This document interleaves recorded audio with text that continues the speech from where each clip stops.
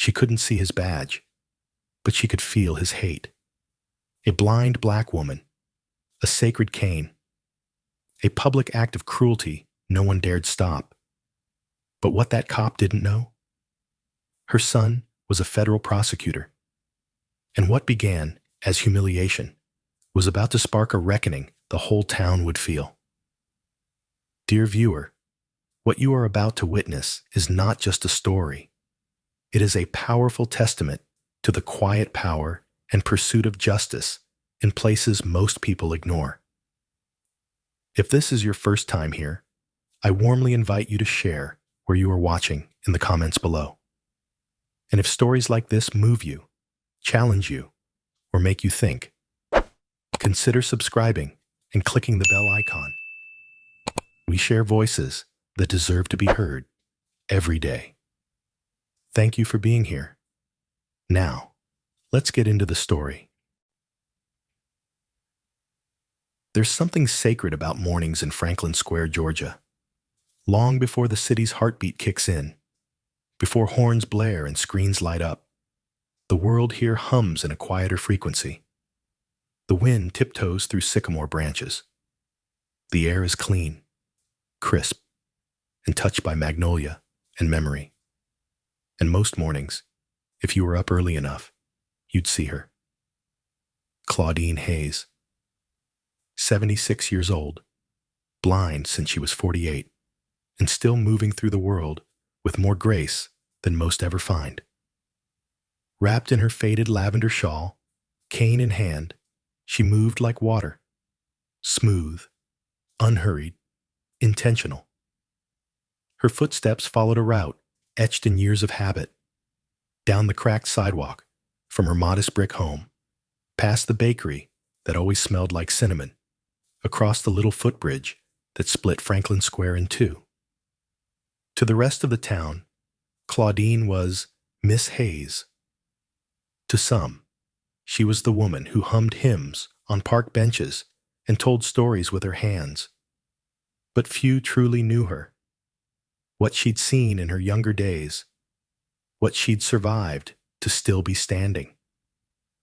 Fewer still knew the quiet strength coiled in her soul like a tightly wound spring, and the name she never wore on her sleeve, mother of Major Adrian Hayes, United States Army. But Claudine never flaunted that. Pride wasn't something you wore in this town. You carried it in your spine, in your silence, in the way you got up every day and kept walking, no matter how many times the world told you to sit down. That morning was no different. The sun had barely crested the horizon, and Claudine was already buttoning her coat, one slow loop at a time. Her fingers found the smooth handle of her cane, the one that had belonged to her late husband, Theodore. A proud man who'd served in Vietnam and left Claudine with more than memories. He left her with courage. And it was that courage she carried with her as she stepped out into the soft morning light. Her path to the park was muscle memory. She didn't need sight to navigate these sidewalks. The trees whispered directions. The wind warned of corners. The click of her cane tapped out a familiar song, one of independence, one of rhythm and resilience. Claudine didn't walk for exercise. She walked for something deeper, for connection, for control in a world that so often tried to take it from her. But what she didn't know, what none of us could have guessed, was that this particular morning would be different. That something cruel was waiting just around the bend.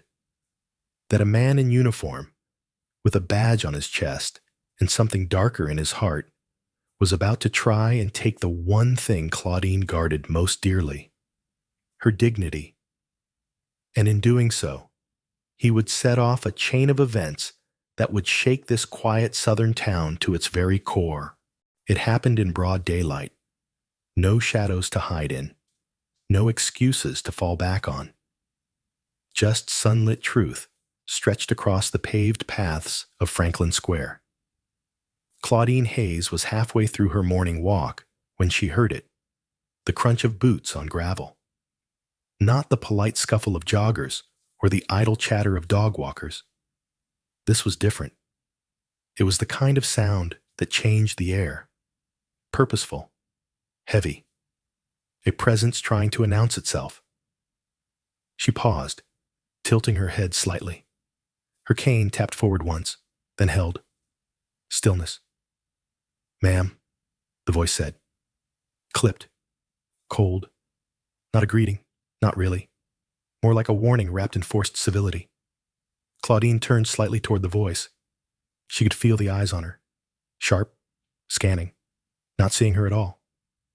"I'm fine, thank you," she replied, as calmly as a Sunday hymn.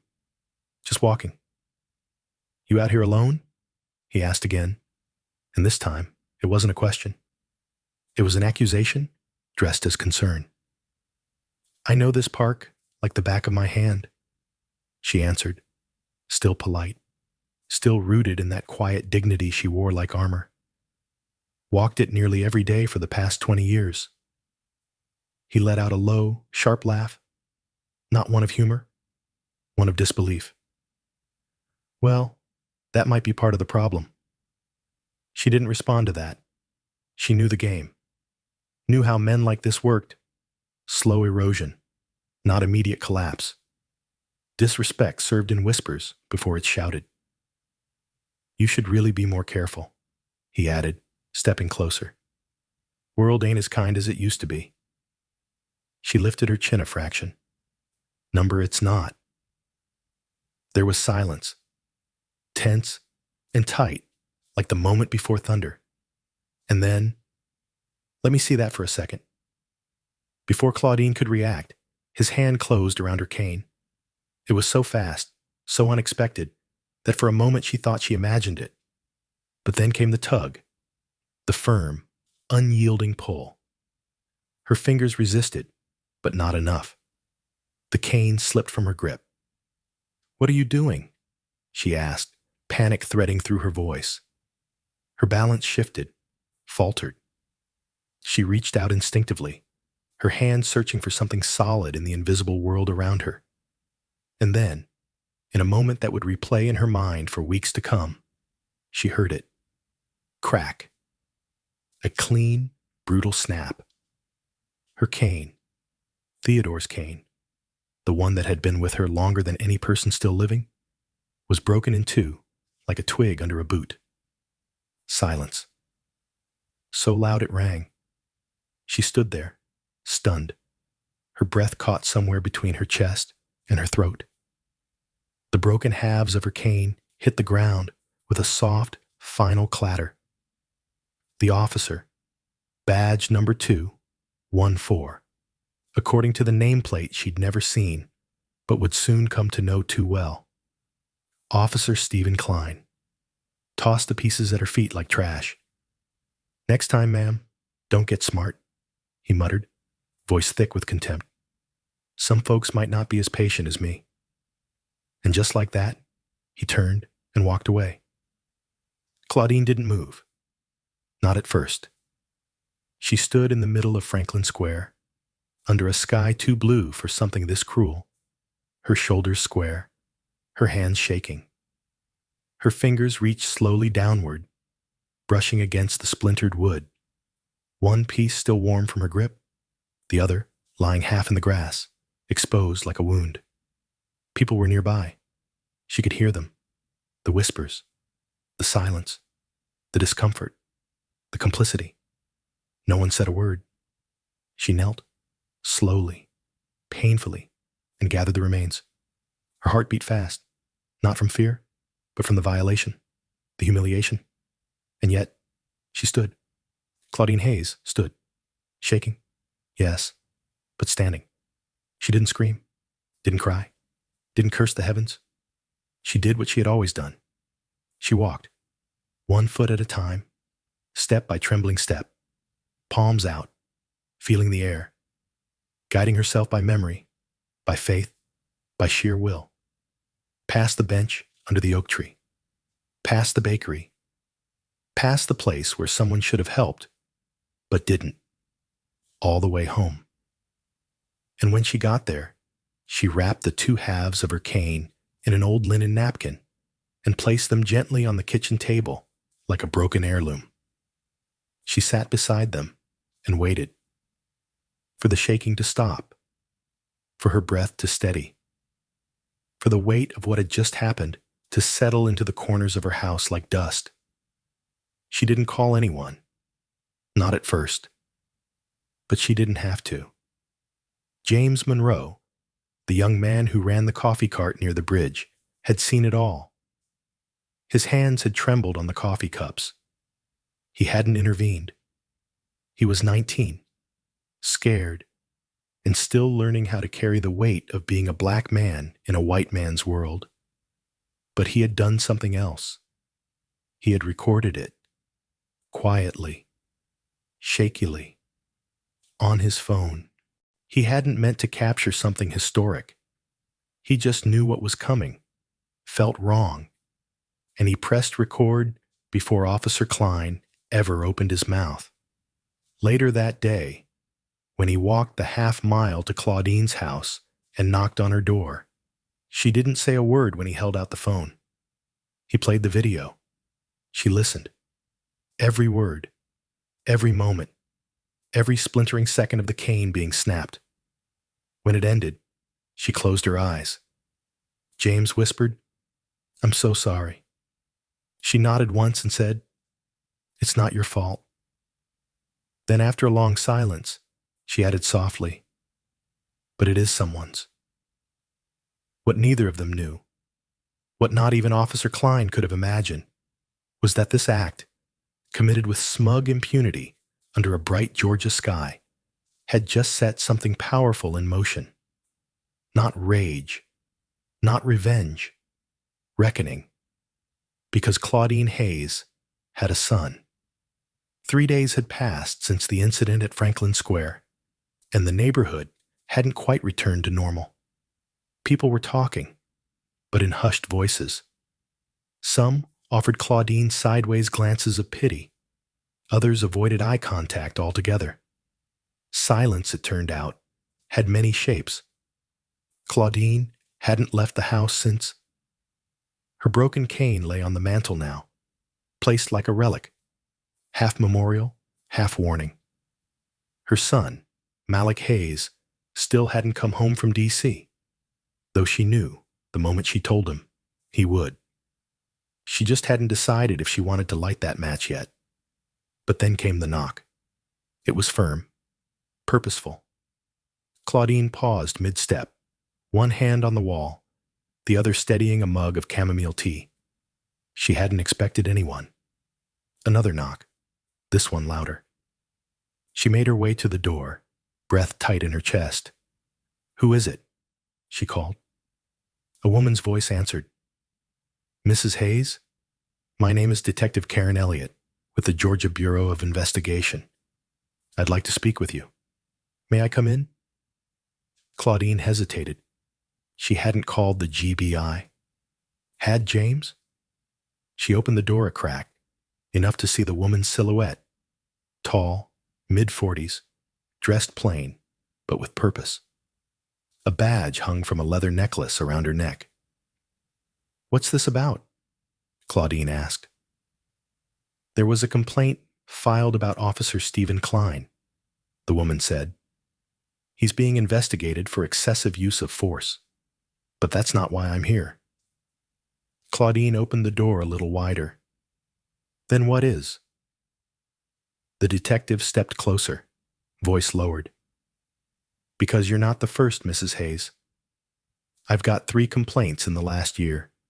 Same officer, different victims. But none of them stuck. No footage, no witnesses.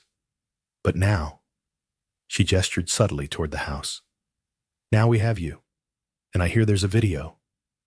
Claudine's breath caught. "James." Detective Elliott continued. "I'm going to be honest with you. If you decide to testify, this isn't going to be easy. Officer Klein's protected.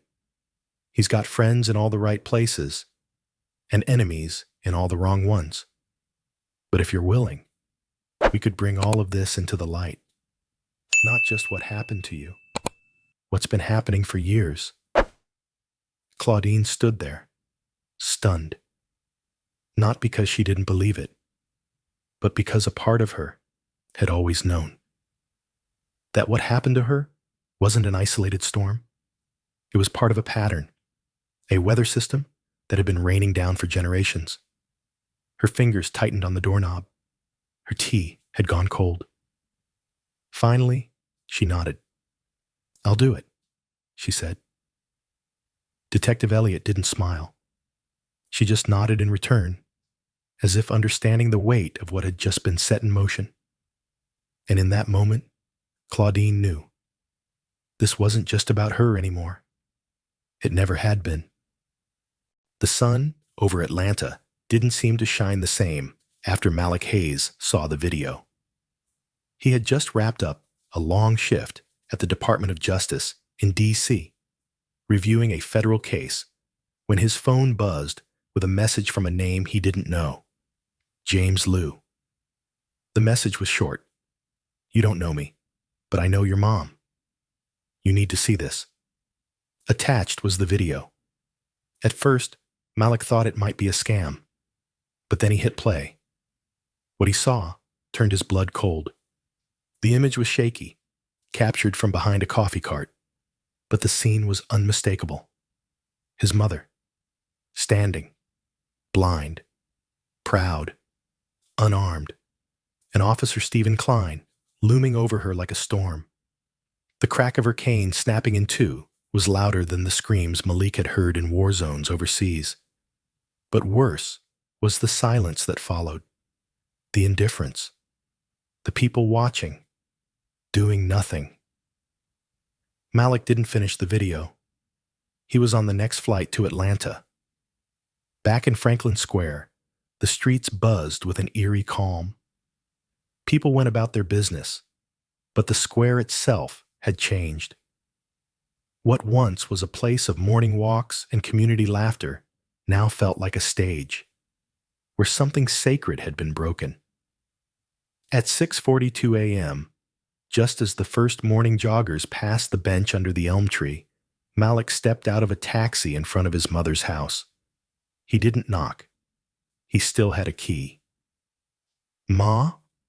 he called gently, the screen door creaking behind him. She was sitting by the window in her chair, just like always. The cane, what was left of it, lay beside her like a ghost. "I knew you'd come," Claudine said softly, not turning to face him.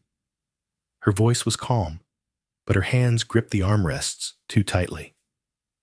Malik stepped in and took her hand. "Why didn't you call me?" "I didn't want to bring this to your doorstep. You're doing good work up there. You've got a life." "You are my life," he said, dropping to one knee beside her chair. "You are the reason I do what I do." Claudine smiled, but there was sadness behind it. "Then maybe it's time you did it here." He didn't say anything for a long while. Then quietly, "They don't know who you are. They don't care who I am. But they will," he said, rising to his feet. Later that day, Claudine and Malik met with Detective Elliot at a quiet booth in a coffee shop just outside of town. James had joined them as well, nervously twisting his baseball cap in his hands. "We've got what we need to press charges," Elliot began, sliding a manila folder across the table. "But we both know that with the politics in this town, it might not be enough. That's why your name matters, Malik." Malik opened the folder. "How so?" "You're not just a citizen. You're Assistant U.S. Attorney Malik Hayes. You were born here. You built your name on service, truth, and accountability. The moment people realize who Officer Klein laid hands on, the pressure will shift." "I don't want to make this about me," Malik said. "It's not," Elliot replied. but it is about what your name represents. Because in towns like this, names carry history, power, legacy, and sometimes they're the only thing that makes people look up from their silence. Claudine sipped her tea quietly. Your father would have been proud, she said, eyes misting. Malik placed a hand on hers. He gave me the name. You gave it weight. That evening, Malik held a press conference at the community center down the street from the square. He hadn't told many people, just a few trusted local leaders, the pastor, and a handful of Claudine's friends from church. But word spreads fast in a town craving justice. The room was full. Malik stepped up to the podium without notes. My name is Malik Hayes, he began. And for those of you who don't recognize it, that's okay. But you probably know my mother, Claudine Hayes. For 30 years, she's been part of this community. She taught Sunday school. She volunteers at the food pantry. She walks Franklin Square every morning, even without her sight. And last week, she was humiliated by the very people sworn to protect her. He paused. The silence leaned in. This isn't just about one broken cane, he continued. It's about the kind of justice we tolerate. It's about how we treat those who are easiest to ignore. It's about a badge that became a weapon, and a silence that became complicity. There were murmurs, nods. Someone whispered, Amen.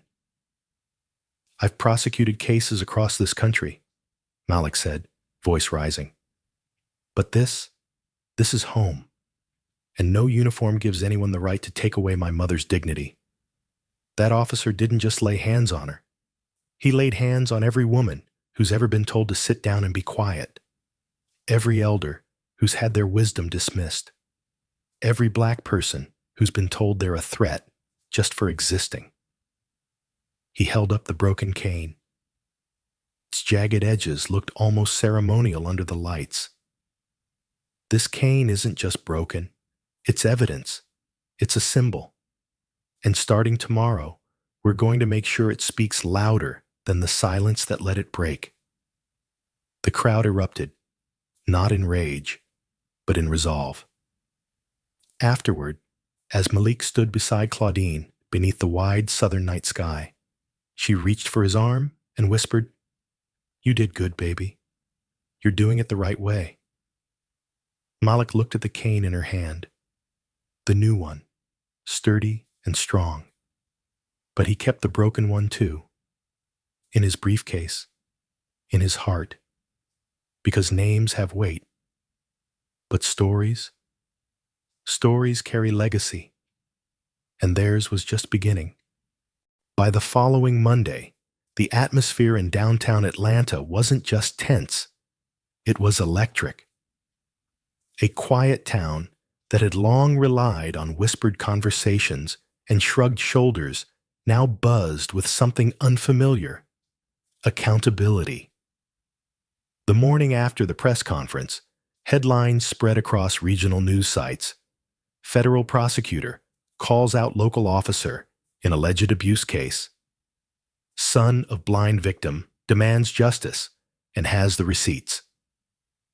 It wasn't just the content that caught attention. It was the name, Malik Hayes. And behind that name was a mother, a cane, and a town that had looked away for too long. Inside the Fulton County Civilian Oversight Board, there was movement like never before. The board, long criticized for being little more than symbolic, now had to act. Not because they suddenly found their courage, but because the spotlight had turned on them. The press was calling. Civil rights attorneys were circling. Elected officials were being tagged on social media every 5 minutes. And most importantly, the people were watching. Claudine Hayes had given them the reason, and her son gave them no excuse. At the hearing, Officer Stephen Klein sat stiffly in a gray suit that did little to soften the steel in his jawline. His lawyer leaned in, whispering strategy, but Klein's eyes didn't leave the board members in front of him. He had never expected this to go so far. He had seen it all before. Complaints dismissed, statements rewritten, and cameras conveniently failing. But this was different. Because he hadn't just picked on a vulnerable woman. He'd picked on a woman whose son happened to know the entire playbook. And now that playbook was being rewritten. Malik sat across the room from Klein, the broken cane in a clear evidence bag on the table before him. He wore a simple dark suit again. No lapel pin, no federal ID visible, just a quiet presence. Calm, resolute. He hadn't come to grandstand. He came to make the system look itself in the mirror. Would you please state your relationship to the victim, Ms. Claudine Hayes? The board chair asked. Malik nodded. I'm her son, but I'm also a former assistant U.S. attorney who's handled use of force investigations on the federal level. I know what misconduct looks like, and I know when systems protect it. There was a shift in the room. Board members leaned forward. Reporters tapped furiously on their keyboards. Malik continued. This is not about embarrassment. This is not about one officer having a bad day. This is about power. Power used not to protect, but to humiliate. In broad daylight, in front of witnesses, with no fear of consequence. He played the video again. The snap echoed off the conference room walls. Someone in the audience audibly gasped. The board chair turned to Klein. Officer Klein, you are seen in this video removing the cane from Ms. Hayes' possession and breaking it. Do you deny this occurred? Klein's lawyer jumped in. We dispute the context of the video. My client was conducting a safety check. The object in question was not recognized as a mobility device at the time. Malik's voice cut in, firm but composed. Are you suggesting that a trained officer cannot identify a white cane being used by a blind woman? Klein's lawyer bristled, but Malik wasn't finished. Let's not insult this board, or the public. The video is clear. The sound is clear.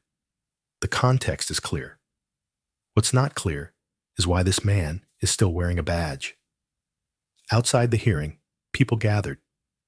Church mothers who'd known Claudine for years. College students from Atlanta State carrying signs that read, "Cane is not equal to weapon." Young fathers pushing strollers. Retirees in folding chairs. And one by one, more stories began to surface. An elderly Hispanic man stepped forward. A year ago, that same officer accused me of loitering while I was sitting in front of my apartment. A black teenager told the crowd how he'd been stopped walking home from school and forced to empty his backpack just to prove I wasn't stealing. None of them had filed complaints before. What was the point? They never imagined it would matter. But Claudine's story lit a spark. Now, that flame was spreading. Back inside, the tide had clearly shifted. The oversight board began to ask sharper questions. One member, a former judge, leaned in toward Klein. You were the only officer on duty in the area that morning. Multiple witnesses verify you approached the victim without provocation. Do you understand what the legal definition of harassment is, Officer Klein? Klein shifted uncomfortably. His mouth opened, but no answer came. Malik didn't smile. He didn't nod. He simply met Klein's eyes. You did this in public. Now you answer in public. The board recessed after 2 hours of testimony, but before leaving, the chair made a rare statement. We take this matter extremely seriously. We will be recommending Officer Klein's immediate suspension, and we are forwarding the case to the District Attorney's Office for criminal review.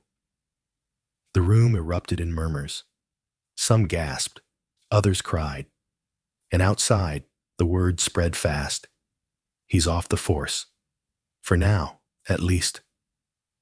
That night, Malik sat on the porch of his mother's home, the cicadas humming gently around them. "You stood tall, son," Claudine said, her voice stronger than it had been in weeks.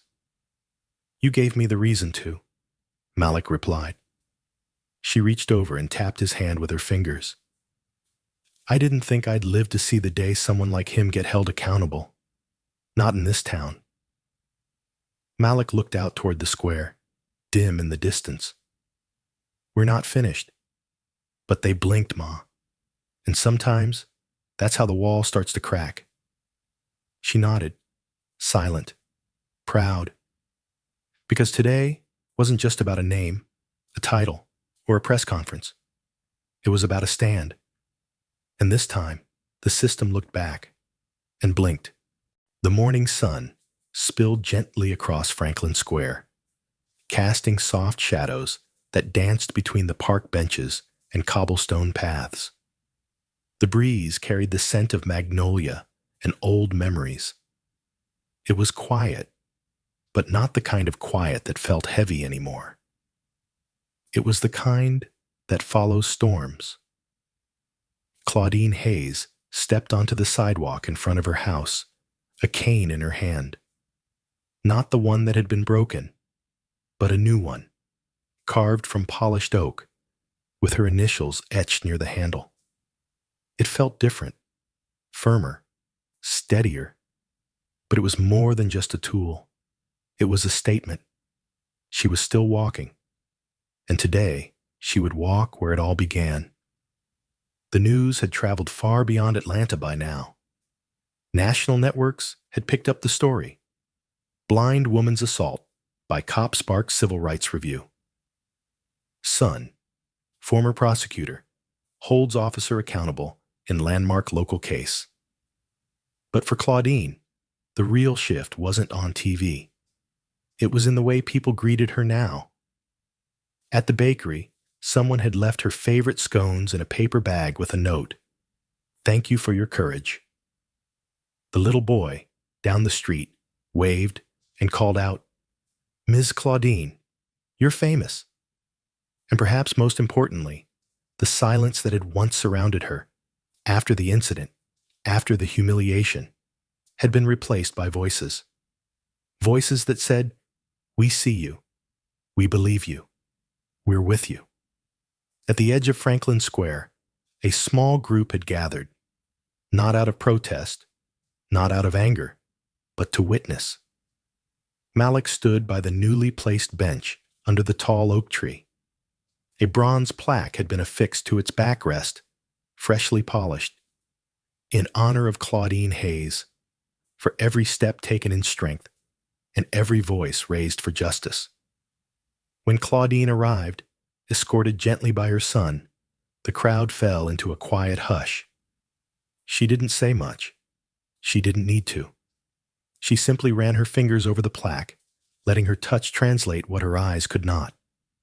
The crowd watched as she took a breath and slowly sat, centered, proud, unshaken.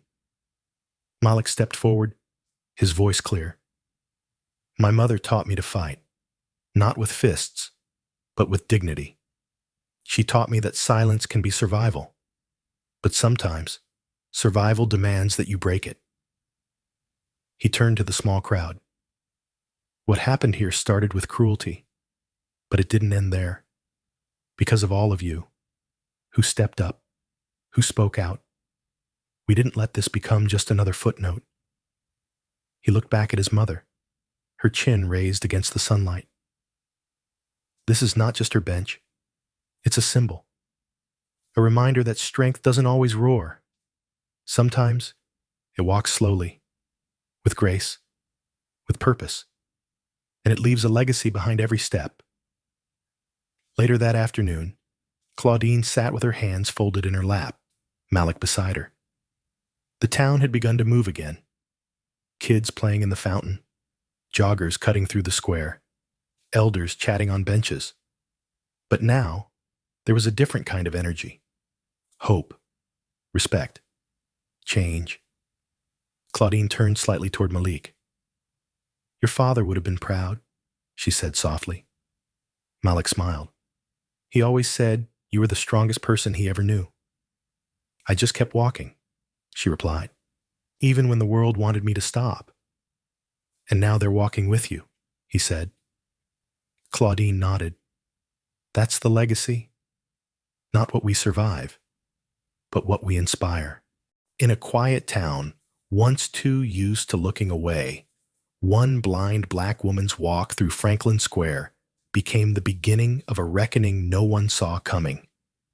Claudine Hayes had no intention of becoming a symbol. She simply wanted what everyone deserves: the right to move freely, to exist in peace, to be treated with dignity. But when her cane was snapped in public by a uniformed officer and the world around her stood silent, her pain could have easily disappeared into another forgotten injustice.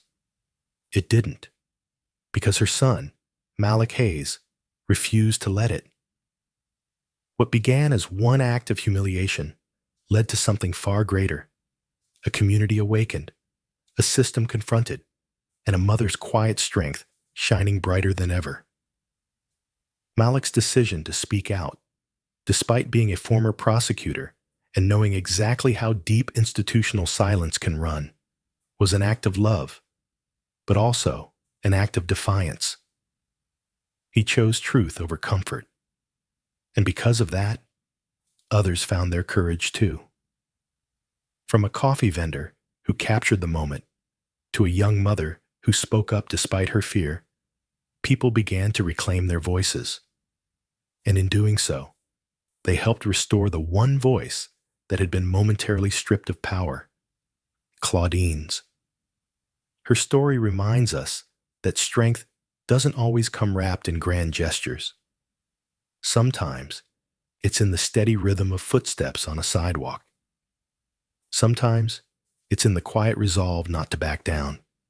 And sometimes it's in raising a child who knows when to say, enough. The lesson? Justice doesn't begin in courtrooms. It begins with people, ordinary people, refusing to be invisible. It's in standing by those who've been silenced, challenging the norms that keep systems comfortable, and choosing courage even when the room gets quiet. We all have the power to disrupt injustice, not always with noise, but with conviction. So, if this story moved you, inspired you, or made you think differently, even just for a moment, we invite you to like, subscribe, and share this video.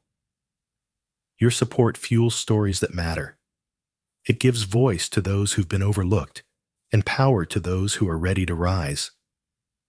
Together, let's keep walking toward a future where dignity isn't conditional and justice doesn't have to be fought for alone.